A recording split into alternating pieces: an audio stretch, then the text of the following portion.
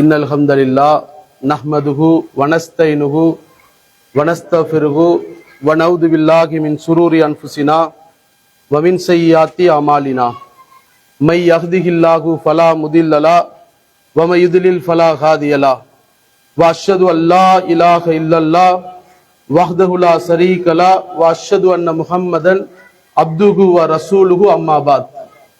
எல்லா புகழும் புகழ்ச்சியும் அகிலத்தை படைத்து பரிபாலிக்க கூடிய ஏக இறைவனுக்கு.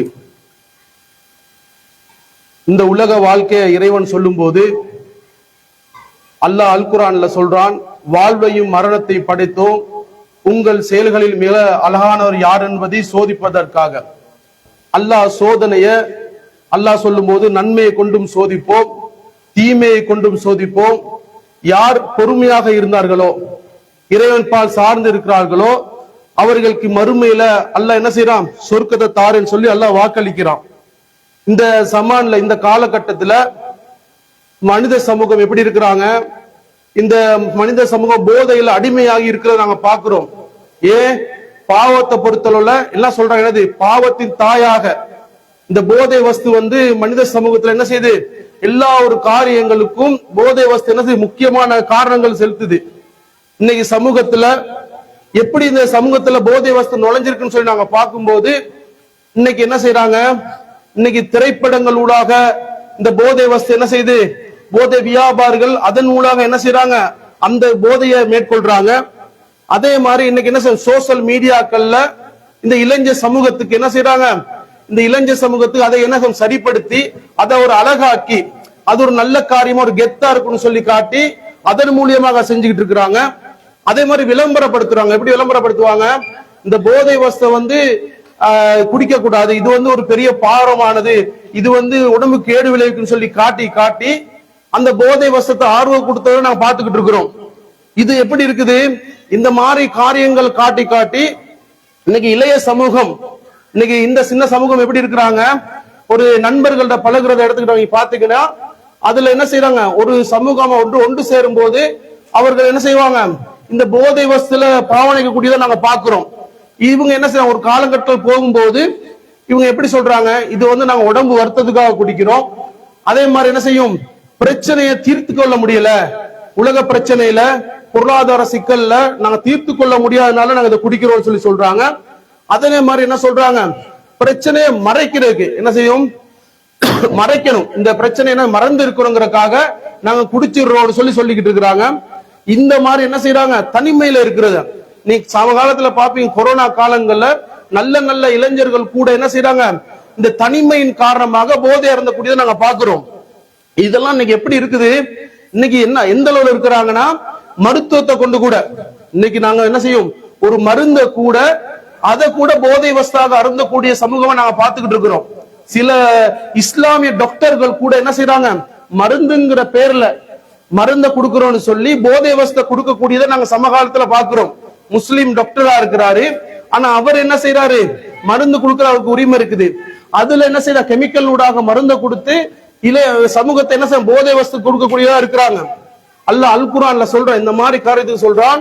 அல்லாஹ் சொல்றான், 5வது அத்தியாயம் 90வது வசனத்துல சொல்றான், நம்பிக்கை கொண்டவர்களே நீங்க என்ன செய்யுங்க, சூதாட்டம், சிலை வணங்குறது, அம்புகள் இருந்து குறிப்பாக்குறது, அதே மாதிரி எல்லாமே என்ன செய்யும், அருவருக்கத்தக்க செயல், அதுல இருந்து விலகி கொள்ளுங்கள், நீங்க வெற்றி பெறுவீங்கன்னு சொல்லி அல்லாஹ் அல் குர்ஆன்ல சொல்லிட்டு அடுத்த வசனத்துல சொல்றான், மது மற்றும் சூதாட்டம் மூலம் உங்களுக்குடைய பகைமையையும் வெறுப்பையும் ஏற்படுத்துறான். அதே மாதிரி அல்லாஹ்வை நினைக்கிறதுல இருந்து தூரமாகிறதும் தொழுகையை விட்டு தூரமாகவும் சொல்லி சைத்தாண்ட இதை என்ன செய்யும், சைத்தாண்ட ஊசலாட்டமாக இருக்கும்னு சொல்லி இதை விட்டு விலக சொல்லி அல்லாஹ் அல் குர்ஆன்ல சொல்றான். இன்னைக்கு எப்படி இருக்குது, நீங்க பாருங்க, போதை வியாபாரிகள்ல சூதாட்டத்தம் செய்யக்கூடியவங்களை எடுத்து பாத்தீங்கன்னா அவர்களுக்கு தொழுகைக்கு எந்த என்ன செய்யும், தொழ மாட்டாங்க, அல்லாஹ்வின் நினைவுல இருந்து தூரமா இருக்கிறாங்க. அதே மாதிரி எப்படி இருக்கிறாங்க சமூகமா, இந்த சமூகம் எப்படி இருக்காங்க, போதையில அப்படியே இந்த மார்க்கத்தை விட்டு தூரமான நிலையில இருக்கிறாங்க. இவங்களுக்குள்ள நீங்க பாருங்க சண்டைகளை நீங்க பார்த்து, இலங்கை போன்ற நாடுகள்ல நிறைய ஒவ்வொரு நாளும் நிறைய கொலைகள் நடக்குது. இந்த கூட்டம் இந்த போதை வியாபாரியோட அந்த போதை வியாபாரி சண்டை, அந்த போதை வியாபாரியோட இந்த போதை வியாபாரி சண்டை, யுத்தம் என்ன எந்த அளவுல இன்னைக்கு ஒவ்வொரு நாளும் பாருங்க ஒவ்வொரு நாளும் சுடுறான், ஒவ்வொரு நாளும் சுடுறான்னு சொல்லி ஏன் சொல்லிக்கிட்டு இருக்காங்கன்னா, இந்த போதை வியாபாரிகளால நிறைய என்ன செய்யும் கொலைகள் நடந்துகிட்டு இருக்குது. அதே மாதிரி இதனால என்ன செய்யுது கொலைகள், அதே மாதிரி கற்பழிப்புகள், களவு, திருட்டு நீ எடுத்து பாத்தீங்கன்னா ஒவ்வொரு ஏரியாக்களும் திருட்டு போகுது. சமூக ரீதியா என்ன செய்யும், இந்த போதைக்கு பழகின பேருக்கு அவங்க வேற வழி இல்ல, அவங்க இதைத்தான் என்ன செய்யறாங்க, இந்த மாதிரி காரியங்களை களவெடுத்து சரி வாழணும்னு சொல்லி சொல்றாங்க. அதே மாதிரி கற்பழிப்பு, உடல் நோய்கள், அதே மாதிரி செய்யும் குடும்பத்துல என்ன செய்யும் ஒற்றுமை இல்லாம போறது. இன்னைக்கு என்ன செய்யறாங்க, தனது சகோதரன் இந்த போதை வஸ்து அருந்தக்கூடியவராக இருந்தாருன்னா அவர் என்ன செய்யறாரு, அவரோட குடும்ப ஒற்றுமை இல்லாம அவர் என்ன செய்யும் தனிச்சு விடப்படுறாரு. உறவுகளோட இன்னைக்கு என்ன செய்யும், தந்தை போதை அருந்தக்கூடியவரா இருக்கிறாரு, ஆனால் குடும்பத்தோட உறவு இல்ல, குடும்பத்தை விட்டு தனிச்சிடப்படுறாரு. இன்னைக்கு இந்த அளவு என்ன செய்யும் சமூகம் ரொம்ப தூரமான நிலையில எந்த அளவுல இருக்கிறாங்க, மனைவிமார்கள் கூட என்ன செய்ய விட்டுட்டு இல்லற வாழ்க்கையில ரொம்ப மோசமான நிலையில போயிடுறாங்க. அதே மாதிரி என்ன செய்யும் அவருக்கு ஸ்ட்ரக் ஆயிருச்சு, என்னது பைத்தியம், அப்செட் ஆயிருச்சு சொல்லி இன்னைக்கு நிறைய பேர் சுத்திக்கிட்டு இருக்கிறாங்க. தூக்கம் இல்லாம ஒவ்வொரு நிமிடமும் என்ன செஞ்சுக்கிட்டு இருக்கிறாங்க. இந்த வாழ்க்கையில இந்த போதை வஸ்து அருந்தக்கூடியவர்கள் இதை விட்டு தூரமான நிலையிலையும் சில பேர் நாங்க பாக்குறோம் தற்கொலை கூட பண்ணிக்கிறாங்க. ஈமான் கொண்டவர்கள், இஸ்லாத்தை ஏற்றவர்கள், அல்லாஹ்வை நம்பியவர்கள் கூட என்ன செய்ய தற்கொலை அளவுக்கு என்ன செஞ்சுக்கிட்டு இருக்குது, இந்த போதை வஸ்து போய்கிட்டு இருக்குது. இத பத்தி நபி பெரிய பாவமானது, மறுமையிலும் மிகப்பெரிய வச்சிருக்கிறான். இந்த மது போதை உலகத்துல தானே இருக்குது, அது என்ன தப்பான்னு சொல்லி கேட்பான்.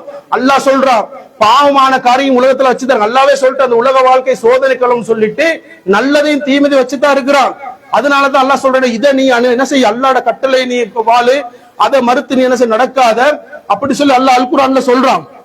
அல்லாஹ் சொல்லும்போது என்ன சொல்றான், நபிகள் நாயகம் ஸல்லல்லாஹு அலைஹி வஸல்லம் சொல்றாங்க, யாரு போதையோட மரணிக்கிறார்களோ, நீ இஸ்லாம் ஈமான் கொண்டுக்கலாம் எல்லாமே நம்பிக்கை என்னது, நாங்க போதைய குடிச்சிருந்தோம் அல்லாஹ் இப்ப சரி மன்னிப்பா தானே, நாங்க அல்லாஹ்வை ஈமான் கொண்டு தானே இருக்கோம்னு சொல்லி என்ன செய்யறாங்க, சில முஸ்லீம் இளைஞர்கள் யுவதிகள் என்ன செஞ்சுக்கிட்டு இருக்காங்க, இதுல ஒரு கவனமற்ற நிலையில இருக்கிறாங்க. அல்லாஹ் அல் குர்ஆன்ல சொல்ற, நபிகள் நாயகம் ஸல்லல்லாஹு அலைஹி வஸல்லம் சொல்றாங்க, யார் விதியை மறுக்கிறாரோ, அவர் விதியை மறுப்பவரும், சூனியத்தை யார் உண்மைப்படுத்துகிறாரோ, அவர் தாய் தந்தைக்கு நோவினை செய்கிறாரோ, நிரந்தரமாக மறு அருந்தவர் சொர்க்கம் நுழைய மாட்டான்னு சொல்லி நபிகள் நாயகம் ஸல்லல்லாஹு அலைஹி வஸல்லம் சொல்றாங்க. எந்த அளவுல இருக்குது, நபிகள் நாயகம் சொல்றாங்க லேஸ்பட்ட காரியம் இல்ல, நிரந்தரமாக என்னது, நாங்க போதையிலே மூழ்கி இருந்தோம்னா எங்கட வாழ்க்கை எப்ப மரணம் எங்களுக்கு தெரியாது. நாங்க நினைச்சுக்கிட்டு இருக்கோம் இன்னும் கொஞ்ச நாள்ல திருந்திடலாம், இன்னும் கொஞ்சம் நிமிஷத்துல திருந்தலாங்கிற எண்ணத்தோட வாழ்ந்துகிட்டு இருக்கிறோம். ஆனா அல்லாஹ் அவங்க நபிகள் நாயகம் சொல்றாங்க, நீங்க அந்த போதை வஸ்துக்கு பாவ மன்னிப்பு இல்லாம மரணிச்சால் நிரந்தர நரகம் சொல்லி சொல்றாங்க. அல்லாஹ் நாடியே தவிர அல்லாஹ் நான் மன்னிப்பான், அதே மாதிரி அல்லாஹ் தண்டனையும் வச்சிருக்கிறான். இன்னைக்கு என்ன செய்யறோம், அல்லாஹ் மன்னிப்பான், அல்லாஹ் மன்னிக்காம இருக்க மாட்டான், மன்னிக்க கூடியவன். ஆனால் சில கட்டங்களை தண்டனை அனுபவிச்சுட்டே நாங்க என்ன செய்ய முடியும், சொர்க்கத்துக்கு போக முடியும். அதே மாதிரி நபிகள் நாயகம் ஸல்லல்லாஹு அலைஹி வஸல்லம் சொல்றாங்க, யாரு போதை அருந்தக்கூடியவராக மரணிக்கிறாரோ அவருக்கு சொர்க்கத்துல அந்த இன்பகரமான அந்த வாழ்க்கை கிடைக்கிறது என்ன செய்யும், கிடைக்காதுன்னு சொல்லிட்டு இதை நாங்க நினைச்சுக்கிட்டு இருக்கோம். இன்னைக்கு எப்படி இருக்கிறோம், போதைய இன்னைக்கு நிறைய போதை வியாபாரிகள் இருக்கிறாங்க தானே, இந்த போதை வியாபாரிகள் பள்ளியில ரெஸ்டியா இருக்கிறாங்க, பெரிய பெரிய பொறுப்புல இருப்பாங்க. ஆனா என்ன செய்வாங்க, போதை வியாபாரத்தை செஞ்சுக்கிட்டு அவர் ரெஸ்டியா இருந்துகிட்டு என்ன செய்வாரு, அவரு அதுக்கு தௌபா செய்யறதுக்காக சில நோன்பு காலங்கள்ல 27ஆம் நோம்புல என்ன செய்வாரு, ஆஜார் பெரிய ஒரு குர்பான் கொடுத்து ஆஜார் என்ன செஞ்சுவாரு, அந்த பாவத்தை தௌபா செஞ்சோன்னு சொல்லிக்கிட்டு இருப்பாரு. என்ன காரணம், அவங்க நினைச்சுக்கிட்டு இருக்காங்க 27ஆம் தேதி எல்லா வியாபாரத்தையும் பண்ணிட்டு மக்களுக்கு எல்லாமே இந்த போதை வஸ்து வியாபாரம் பண்ணி சம்பாரிச்சுட்டு அவர் தப்பிச்சிருவாராம், இப்படி இந்த பாவத்தை நான் தௌபா செஞ்சுட்டேன் அப்படின்னு சொல்லிடுவாராம். ஆனா இஸ்லாம் அப்படி சொல்ல, நபிகள் நாயகம் ஸல்லல்லாஹு அலைஹி வஸல்லம் சொல்றாங்க, யார் இந்த போதைய வியாபாரம் பண்ணுகிறார்களோ அவர்களுக்காக நபிகள் நாயகம் ஸல்லல்லாஹு அவரை சபிக்கிறாங்க. எப்படி சபிப்பு, இன்னைக்கு சாதாரண வாழ்க்கையில நீங்க பாருங்க, இன்னைக்கு சாதாரண ஒரு சண்டை வந்தாலும் உறவுகளுக்குள்ளேயோ நண்பருக்குள்ளே சண்டை அடே நாசமா போன்னு சொல்றத எவ்வளவு பெரிய பாரதூரமாக நினைப்போம். நாங்க எங்களுக்கு பதுவாவுக்கு நாங்க பயப்படுவோம், ஏன் இது சரி ஆகிருச்சு, பதுவாலால நாங்க மாட்டிக்கொள்வோங்கிற பயம் இருக்கும். ஆனால் இந்த போதை வியாபாரியை சொல்லும் போது நபிகள் நாயகம் ஸல்லல்லாஹு அலைஹி போதை வியாபாரிக்கு நான் சபிக்கிறேன் சொல்றாங்க. எவ்வளவு பெரிய காரியம். அந்த காரியத்தை நாங்க என்ன செய்யும், நாங்க இவ்வளவு நாள் நினைச்சுக்கிட்டு இருக்கோம், இப்படி அல்லாஹ் எப்ப சரி மன்னிப்பாங்கிறத நாங்க என்ன செய்யணும், போதையில மூழ்கி இருக்கிறோம். அதே மாதிரி சொல்றாங்க, யாரெல்லாம் போதை வியாபாரத்து மூலியமாக போதையை விற்கக்கூடியவராக அதனால யாரெல்லாம் அவர் வாழ்றார்களோ அவருக்கு ஹராமானது. எப்படி நாங்க போதையால சம்பாரிச்சோம்னா ஹராம்னு சொல்லி நபிகள் நாயகம் ஸல்லல்லாஹு அலைஹி வஸல்லம் தெளிவா சொல்றாங்க.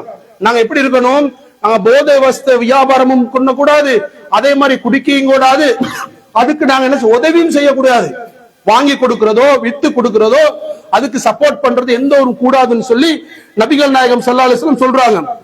அதே மாதிரி நீங்க பாருங்க இஸ்லாமிய சமூகம் எப்படி இருக்கிறாங்கன்னு சொல்லி பாருங்க. இன்னைக்கு நோர்லி போன்ற ஏரியாக்களுக்கு ட்ரிப் போவாங்க, போயிட்டு எப்படி இருப்பாங்க, ட்ரிப்ல போயிட்டு நாங்க சந்தோஷமா இருக்குன்னு சொல்லி ஒரு அவங்களோட சந்தோஷம் தான் ஒரு நிம்மதிக்காக போறாங்க. அங்க போயிட்டு என்ன செய்வாங்க, ஹலால் இறைச்சி தோடுவான், குடிகாரன் இருப்பான், குடிகாரன். ஆனா என்ன செய்வாரு, சிச்சி எனக்கு ஹலால் இறைச்சி வேணுமா, ஹலால் கடை தேவணுமா, இவன் போதைக்கு அடிமை, போதை குடிப்பாரு, அதுக்கு அவருக்கு அறாம தெரியாது, ஹலாலா தெரியல, ஆனா குடிக்க இது மட்டும் சாப்பாடு மட்டும் அவருக்கு ஹலாலா வேணுமா. இன்னைக்கு இந்த அளவு சமூகம் என்ன செஞ்சுக்கிட்டு இருக்குது, பாவத்தை அது பாவமாக கருதாம என்ன செஞ்சுக்கிட்டு இருக்கிறாங்க, இந்த பாவத்துல மூழ்கி இருக்கிறாங்க. இன்னைக்கு நாங்க பெற்றோர்கள் எப்படி இருக்கணும், பிள்ளைகளுக்கு எப்படி நாங்க ஹலால், எப்படி நாங்க சாப்பாடுல நாங்க எப்படி ஹராம் சின்னல இருந்தே சொல்லி வளர்க்கிறோமோ அதே மாதிரி நாங்க போதை கொடுக்கக்கூடியவர்களுக்கும் போதையை நாங்க என்ன செய்யும், அதையும் ஹராமானது சொல்லி சின்ன பிஞ்சிலேயே குழந்தை பருவத்திலே நாங்க என்ன செய்யணும், சொல்லி வளர்க்கணும். இது எங்களோட கடமை. அதே மாதிரி இந்த பெற்று நீங்க நாங்க நினைச்சுக்கிட்டு இருக்கோம், இந்த பாதிப்பால எந்த அளவுல விளைவுகள் ஏற்படும் நீங்க பார்க்கும்போது இந்த சமூகம் நீங்க கேள்விப்பட்டிருப்பீங்க, இந்த சமூகம் எந்த அளவு நாம் இந்த கொழும்பு போன்ற ஏரியா நிறைய சமூகம் நீங்க ஒவ்வொரு நாள் நீங்க காதி இதுல போய் கோர்ட்ல போய் விசாரிச்சீங்கன்னா நிறைய டிவோர்ஸ். என்ன டிவோர்ஸ், இந்த பிரச்சனை தான், போதை பொருள் தான். இந்த போதை பொருளால் அப்படியே என்ன செய்யுது, எங்களோட சமூகம் சிதறி சின்னாபின்னமாக்கி இன்னைக்கு பரம்பரை இல்லாம நிறைய பேர் என்ன செய்யறாங்க, நிறைய தற்கொலையோட வாழ்ந்துகிட்டு இருக்கிறாங்க.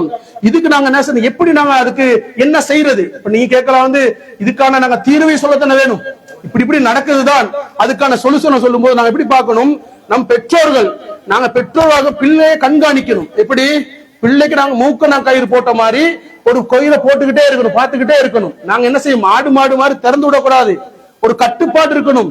பிள்ளைங்க எங்க போகுது, எங்க வருது, யாரோட பழகுது, யாரோ நாங்க என்ன செய்யணும்னு சொல்லி பார்த்துக்கிட்டே இருக்கணும். அவருடைய நட்பு வட்டாரத்தை நாங்க பார்க்கணும்.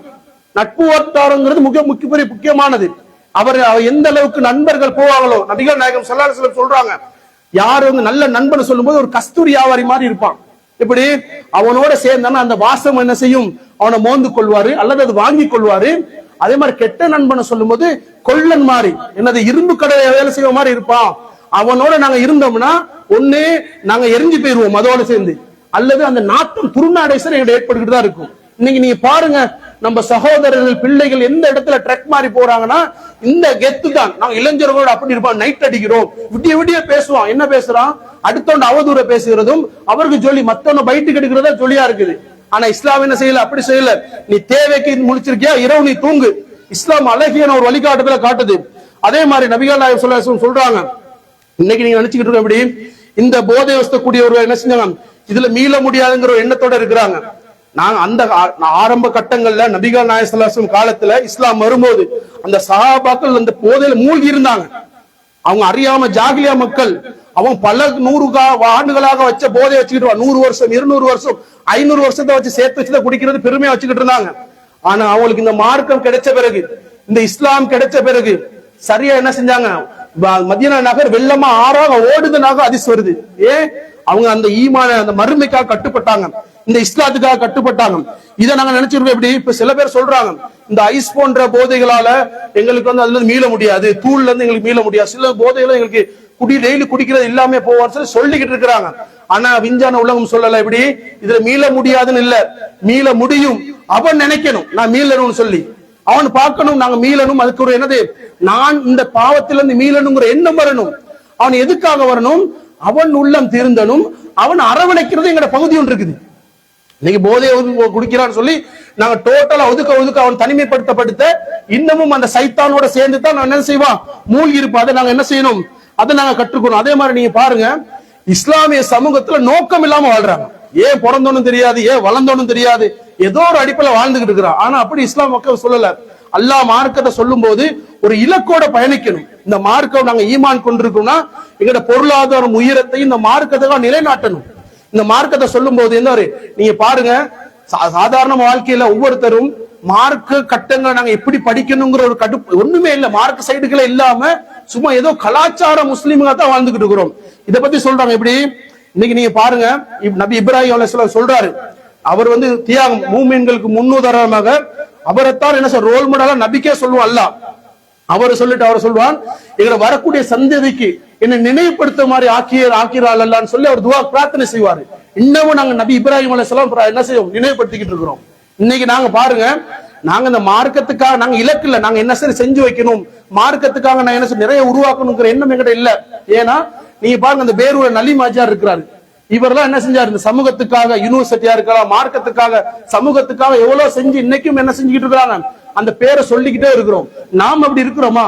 நம் பிள்ளை இருக்குதா, நாங்க என்ன சரி செய்யணும் நினைக்கிறோமான்னு சொன்னா நினைக்கல. எங்களுக்கு என்ன செய்யல, நாங்க தான் நோக்கம் இல்லையே. நாங்க பிறக்கிறோம், மரணிக்கிறோம், எங்களுக்கு எந்த ஒரு நோக்கம் இல்லாம ஏதோ சடம்மான்ற அஞ்சறிவு மிருகம் மாதிரி நாங்க வாழ்ந்துகிட்டு இருக்கிறோம். அல்லாஹ் அப்படி மனித சமூகத்தை படைக்கல. அல்லாஹ் சொல்ற சிறந்த சமுதாயம் நாங்க படைச்சிருக்கிறோம். இந்த சிறந்த சமூகத்துக்கு ஒரு இலக்கு இருக்குது. இந்த இலக்கோட நாங்க என்ன செய்யணும், பயணிக்கணும்னு சொல்லி அல்லாஹ் சொல்லுவான். அதே மாதிரி நாங்க இப்ப இது எப்படி இருக்குது, இந்த இப்ப நாங்க போதை வசத்தக்கூடிய அருந்தவர்களா இருக்கலாம், விற்கக்கூடியவர்கள் நாங்க என்ன செய்யணும், அவங்க உடனே வெட்டி ஒதுக்கிறாது. அவங்க ஒரு பாவத்தை செஞ்சாங்கன்னா அந்த பாவத்தை மீள்றதுக்கு அந்த உறவுகள் என்ன செய்யணும், அரவணைச்சு அதுக்கான அடுத்தடுத்த கட்டங்களை புனர்வாழ்களை கொடுக்கணும். அவளுக்கு மார்க்க ரீதியான அடிப்படையை கொடுக்கணும்.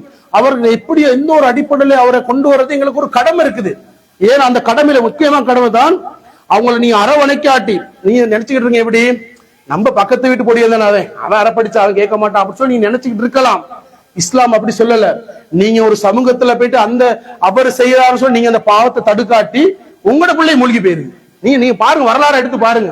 இன்னைக்கு சமூகம் இப்படிதான் இருக்குது. ஏன்னா நான் நினைச்சுக்கோ, நாலு வீடு பக்கத்துல தான் அந்த வீடு எரியுதுன்னு நினைச்சுக்கிட்டு இருக்கிறோம். எங்க வீடு எரியல தானே, அதை அவங்க பாத்துக்குவான்னு சொல்லி நினைச்சுக்கிட்டு இருக்கிறோம். ஒரு நாள் எங்களை வீடு எரியும், அப்ப நாங்க கவலைப்பட்டு இல்லை. அப்பதான் நாங்க இஸ்லாம் என்ன சொல்லுதுன்னா, சமூக ரீதியாக நீங்க என்ன செய்யணும், அதுக்கான அது தடுக்கிற வேலைகளை நீ செஞ்சு ஆகணும். அதை எப்படி சரி தடுக்கிற வேலைகளை செய்யணும். அப்படி செய்யாட்டி நாங்களும் மூழ்கி போயிருவோம். இதே நாங்க நினைச்சுக்கிட்டு இருக்கோம், எப்படி என் பிள்ளைகளை நாங்க மிஸ் ஆகும். நம்ம பிள்ளைகள் 100 எல்லாத்தோட நாங்க என்ன செய்ய மாட்டோம், எங்களோட இருக்க மாட்டாங்க, சமூகத்தோட வளருவாங்க. எங்கேயோ ஒருத்தர் மிஸ் ஆகி போயிருவாரு. நம்மளோட பிள்ளையா இருந்தாலும், நம்மளோட தந்தையா இருந்தாலும், நம்மளோட சகோதரா இருந்தாலும். இன்னைக்கு இளைஞர் யுவதிகள், இன்னைக்கு இஸ்லாமிய யுவதிகள் நிறைய ஐஸ்லையும் கெசினோலையும் கிளப்லையும் நின்றுகிட்டு விபச்சார விடுதிகளை பூந்துகிட்டு இருக்கிறாங்க. என்னது பேருக்கு பாத்திமாவும் தாத்தா நின்றுகிட்டு இருக்காங்க. என்ன காரணம்? இன்னைக்கு மார்க்க அறிவு இல்ல. இந்த இஸ்லாமிய மார்க்கத்தில் எந்த ஒரு அறிவும் இல்லாமல் இந்த மார்க்கத்தை, அவ்வளவு புனிதமான மார்க்கத்தை விட்டு இன்னைக்கு உலக காரியம் அற்ப இன்பத்துக்காக என்ன செஞ்சிருக்காங்க, இந்த பாவத்தை செஞ்சுக்கிட்டு இருக்கிறாங்க. இதை பத்தி நீங்க என்ன நடந்துகிட்டு இருக்குன்னா, இதை பத்தி வந்து சரியான ஒரு போதனையும் இல்ல. அதே மாதிரி பாருங்க, சில நாடுகள் வச்சிருக்குது அரசாங்கம், இந்த சிங்கப்பூர் நாடுகள்லாம் வந்து கடுமையான சட்டம் போட்டிருக்குது. எப்படி சட்டம் போட்டிருக்குது, இந்த போதை வியாபாரிகள் கொன்றுகள் போட்டிருக்குது. காரணம் என்ன தெரியுமா, இது ஒரு மிகப்பெரிய ஒரு வைரஸ். இதை வந்து இந்த அரசாங்கம் வந்து அதை கட்டுப்படுத்தணும், அது எம்ப கையில இல்ல. ஆனால் இந்த இஸ்லாமிய சமூகத்துல ஆன்மீக புரட்சி நாங்க செஞ்சு ஆகணும். இதை தடுக்கிறதுக்கான ஆன்மீக ரீதியாகவும் புனர்வாழ்வு செய்யாட்டி நாமும் இந்த சமூகத்தோட அழிஞ்சு போயிருவோம். இது வந்து இந்த பாவம் லேசப்பட்ட விஷயம் இல்ல. பாருங்க, போதை இருந்தக்கூடிய தொலை போறாரான்னு சொல்லி பாருங்க, போற மாட்டான். அல்லாஹ் நினைக்கிறான்னு சொல்லி பாருங்க, பார்க்க மாட்டான். அல்லாஹ் பத்தி பேச அவனுக்கு வேஸ்டா தெரியுது. இன்னைக்கு நாங்க பாக்குறோம், சில பேரை ஒருத்தர் சொல்றாரு, அவரு காத்தாங்குடில ஒருத்தர் சொல்றாரு, அவர் வந்து அப்படியே என்ன செய்யறாங்களாம், இன்னைக்கு ஜும்மா கூட போக வேணாங்கிறானா, ஐசும் தூளும் அடிச்சு பெரிய பொஸ்மாரா இருக்கிறான், அதே வேஸ்ட்ங்கிறானா. ஏன்? மார்க்க அறிவு இல்லாத காரணம். பிறப்புல முஸ்லிமா பிறந்தவங்கிறதுல முக்கியம், வாழ்றதுல முக்கியம். நாங்க முஸ்லிமா வாழ்றோம், எனக்கு நோன்பு இருக்கு, நாங்க பெருநாளைக்கு சந்தோஷமா இருப்போம், நாங்க வந்து முஸ்லிம்கள், மார்பு தட்டி வேலையில மரணிக்கும் போது நீ முஸ்லிமா மரணிக்கணும். நபிகள் நாயகம் ஸல்லல்லாஹு அலைஹி வஸல்லம் நீ மரணிக்கும் போதும் முஸ்லிமா மரணிக்கும் சொல்லி நபிகள் நாயகம் ஸல்லல்லாஹு அலைஹி வஸல்லம் சொல்றாங்க. அதே மாதிரி ஆன்மீக ரீதியா சொல்லுது இஸ்லாம். எப்படி சொல்லுது, இந்த வாழ்க்கையை சொல்லும் போது நாங்க இந்த மாதிரி கட்டுப்பட்டு நடக்கும் போது அல்லாஹ் சொர்க்க வாழ்க்கைய ஒரு இன்பகரமான வாழ்க்கையை வச்சிருக்கேங்கிறான். இந்த அளவுல அந்த பானம் கூட கண்ணால பார்க்காத, காதால கேட்காத, உள்ளத்தால நினைக்காத ஒரு வாழ்க்கையை வச்சிருக்கேங்கிறான். அந்த உள்ள பானம், அந்த இன்பகரமான அந்த டேஸ்டான பானத்தை சொல்லும் போது, அந்த ஜூஸ் சொல்லும் எப்படி சொல்றா, அது தலைவலியும் வராதாம், அதே மாதிரி மயக்கமும் ஏற்படாதாம், இதாக மாட்டான். ஏன்னா அந்த அளவு இன்பகரமான வாழ்க்கையை சொர்க்கத்துல வச்சிருக்கேன்னு நல்லா வாக்களிக்கிறான். அந்த வாக்களிக்கிறதுல நாங்க உண்மையா இருந்தா, நாங்க ஈமான் கொண்டவர்கள் சொல்லி உண்மையாக இருந்தால் இந்த வாழ்க்கை, இந்த பாவத்தில் நாங்க விடுபடணும். ஏன்னா நாங்க எப்படி அல்லாஹ்வை நம்பி இருக்கிறோமோ, மறுமையை நம்பி இருக்கிறோமோ, அல்லாஹ் தான் சொல்றான், இதுல நீ மூழ்கி இருந்தனா உனக்கு ஹராமானது, அந்த சொத்து நீ சம்பாதிக்கிற சொத்தும் ஹராமானது, இதுல இருந்து உங்களுக்கு என்ன செய்ய முடியும், இதுல மீள முடியும்னு சொல்லி அல்லாஹ் சொல்றான். இந்த அற்ப உலகத்துல என்ன செய்யுங்க, அற்ப உலகத்தை எப்படி பாருங்க, இந்த உலகம் வந்து நிரந்தரம் இல்ல, நாங்க எப்படியுமே சொர்க்கத்துக்கு போகணும், இதுல நீங்க என்ன செய்யணும்? அந்த ஆசைகள் வந்தால் சைத்தான் எண்ணம், நாங்க கட்டுப்பட்டு இருக்கணும், அல்லாஹ் கட்டுப்பட்டு அல்லாஹ் பக்கம் நெருங்கணும். இதுல இருந்து நாங்க என்ன செய்யணும்? தூரமானு சொல்லி அல்லாஹ் அல் குர்ஆன்ல சொல்றோம். அதே மாதிரி அல்லாஹ் அல் குர்ஆன்ல சொல்லும் போது சூரத்து ஜுமர் 59 அத்தியாயம் 53 வசனம் சொல்றான், தமக்கு எதிராக வரம் மீறிய அடியார்களே, அவங்களுக்கு தனக்கு அநியாயம் செய்வாங்களே. ஏன்னா சில பேர் தனக்கு அநியாயம் செய்யறதுதான் ஹராமான சம்பாதிப்பார்களாம், அதே மாதிரி போதை வஸ்தா இருக்கலாம், தனக்கு செஞ்சு கொள்வாங்க. தனக்கே தன் அறம் பச்சை குத்துறான். அன்னைக்கு கேள்விப்படுற முஸ்லீம்னு சொல்றா, பச்சை குத்துட்டு சொல்றாங்க. எப்படி பச்சை குடுத்துற ஹராமானது இல்ல, அது எனக்கு விருப்பம் தானே, முஸ்லீம் எனக்கு விருப்பம்னால குத்துறேங்கிறான். எந்த அளவுல தனக்கு யார் அநியாயம் செஞ்சார்களே, அவங்களுக்கெல்லாம் மார்க் அறிவு உள்ள, மார்க்க சட்டம் தெரியல. அப்ப அவன் சொல்றான், தனக்கு யார் அடியார்கள் பாவம் செஞ்சார்களே அவர்கள் என்ன நம்பிக்கை இழக்க வேண்டாம். அல்லாஹ் அவன் நம்பிக்கொள்ளாத, அல்லாஹ் மன்னிக்க கூடியவன், நீ அல்லாஹ் மன்னிப்பான், நீ அல்லாஹ் மேல என்ன முழு நம்பிக்கை கொள்ளு. அல்லாஹ் என்ன அல்லாஹ் அளவற்ற அருளால நிகரற்ற அன்புடன் சொல்லி அல்லாஹ் குர்ஆன்ல சொல்றான். அல்லாஹ் இரக்கமானவன், அல்லாஹ் மன்னிப்பான்.